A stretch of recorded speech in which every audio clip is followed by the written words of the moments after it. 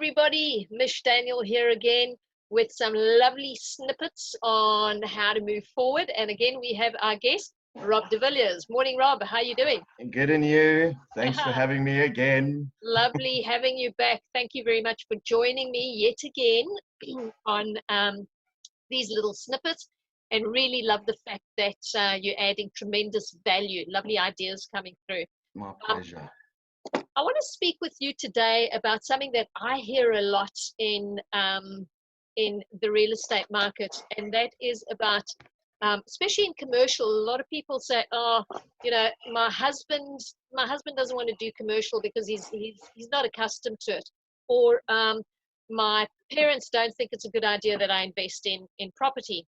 Okay. And it's very much around negative influences that might be in your life versus lifting yourself out of that, taking yourself out of that. So our environment that we're in, how do we do that? How do we shift out of that environment? So the sad reality is that when it comes to close friends and family, you have to limit exposure. That being said, I would look at other ways to surround myself with more reinforcement or positively contributing situations. So what I mean, let's take your example on commercial property. Yeah. So if the end game for you is to get involved in commercial property, or for one of your clients, and they really want to do it, but obviously the spouse or whatever says no, or they don't think it's a good idea, the best way for them to change their mindset is for you to show confidence and competence in that area, and to focus your energy on building an environment around you that develops competence and, as a result, confidence in that area. So commercial property seminars, courses, partnering with the right people. Eventually, the potential naysayers will say, well, okay, they're really taking this seriously. It's not just a haphazard thing that they saw online. And it builds your own confidence, more importantly. So you stand resolute in your conviction to go a certain path. That's a very, very interesting point that you're making. And I'm going to share a little bit of what's happened for me there. Is because I mean, commercial property is something that's very particular. And my family in particular don't believe in commercial property at all. And what I found is I leave them to their beliefs. I've had my discussions with them about it, and we agree to disagree. So we don't talk about it. We don't need to talk about it because they have their beliefs about what they do. That's fine. It works for them.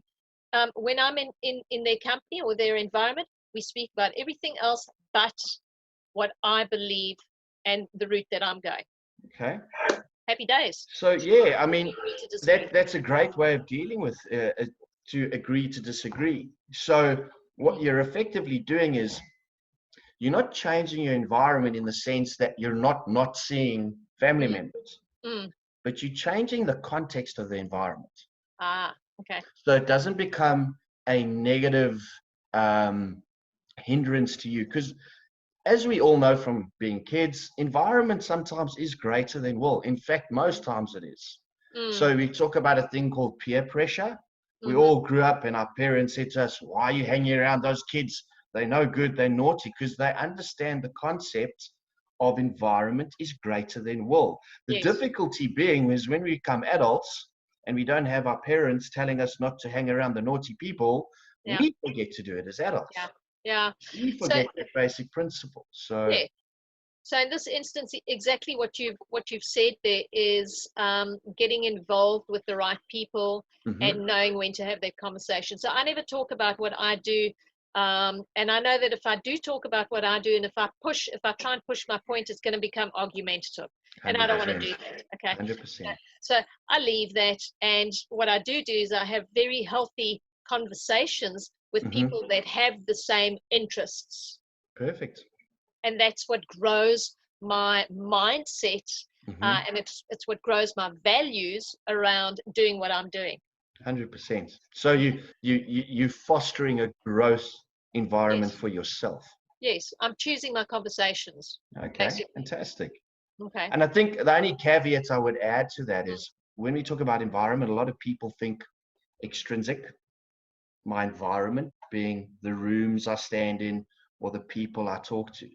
But there's another element to environment which is probably even more important. What's It's the that? environment between your two ears. Okay. So that's about safeguarding that space and growing knowledge. So just as it's very important, like you said, to surround yourself with the right people, the right mentors. That's incredibly important.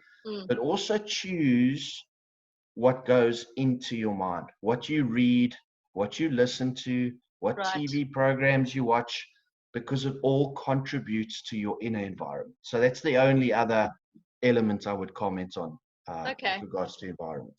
Okay. I have a lot of people that you know, we might have this conversation, and I'd say to them, I don't watch TV. I never watch TV. And if I am going to watch TV, it might be in passing because my kids are maybe watching TV. And if it's junk, I'll tell them to change the channel because I want them to watch something more brain fulfilling. Okay. And if I am going to watch TV, it's going to be very selective. I'm going to choose the channel, and it's going to be something that is going to feed me. That's So, 100% true. okay. I would agree with that 100%. So you've got to be very purposeful about your downtime. Right. So if you love romantic movies and that's your thing and it really lets you relax, be purposeful about watching that genre of film.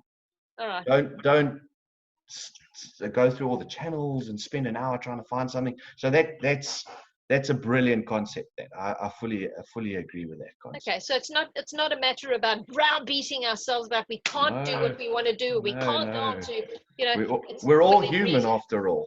You know, okay, we so need downtime. Consciously selecting and being selective about what we're feeding into our brains, our being ears. Very purposeful about what we're choosing. 100%. Okay. Awesome. Fantastic. Thank you. Pleasure.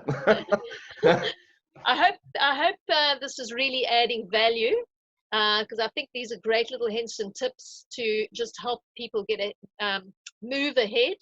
And if you have any questions, guys, put them in the feed. Let's have a chat about them. Happy to help you out either which way. And Rob, thank you very much. Pleasure. Okay. Awesome. Thanks, Mish. Thanks for having me. Okay. Chat soon. Cheers. Cheers. Bye-bye. Bye.